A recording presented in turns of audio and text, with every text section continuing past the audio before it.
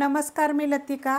आज मी तुम्हाला बेसन मिरची बनवून दाखवणार आहे। त्यासाठी बघा ह्या पोपटी कलरच्या मिरच्या घेतलेल्या आणि मिरच्या काय घेतलेल्या अशा प्रकारे लांबड्या पण होत्या, अशा मधोमध कापून घेतलेल्या आहेत आणि त्याचे दोन दोन भाग केलेले आहेत बघा। असे एकदम कापायचे, पूर्ण नाही, दोन भाग नाही करायचे। जर तुम्हाला पाहिजे तर तुम्ही दोन भाग पण करू शकता।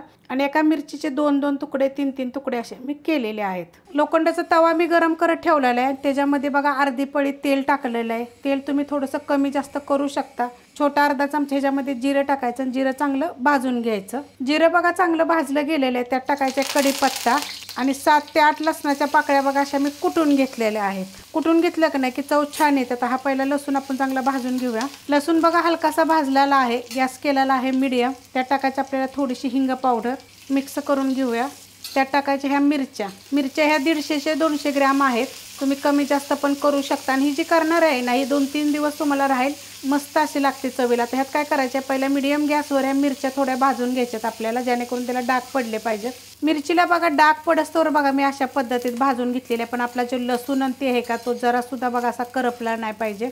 आणि बघा मस्त असा कुरकुरीत अशा झालेले आहेत। आता गॅस केलेला एकदम बारीक, त्यात टाकायचे चवीनुसार मीठ। आता ठसकते बघा भरपूर। आता ही मिरचीमध्ये मीठ टाकलं का नाही, 1 मिनिटभर बारीक गॅसवर पहिलं परतून घ्यायचं। मिनिटभर मी परतून घेतलेलं आहे बघा। मीठ टाकल्यानंतर त्यात टाकायचे आपल्याला हळद, ही जास्त ठसकतं बरं का, एकदम बारीक गॅसवर नंतर करायचं। हलवून घेऊया, परतून घेतलेला आहे बघा। त्यात टाकायचे आपल्याला अर्धा लिंबाचा रस, मिक्स करून घेऊया।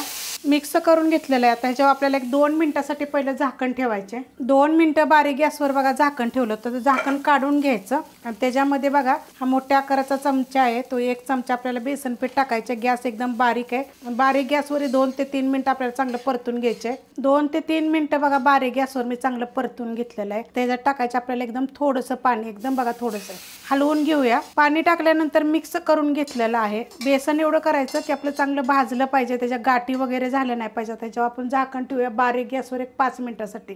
झाकून ठेवलं होतं बघा, तर मस्त असं बघायचे पाणी जे आपलं सुटतं नाही झाकणाला, त्याचं पाणी पडतं आणि मस्त असं होतात बघा।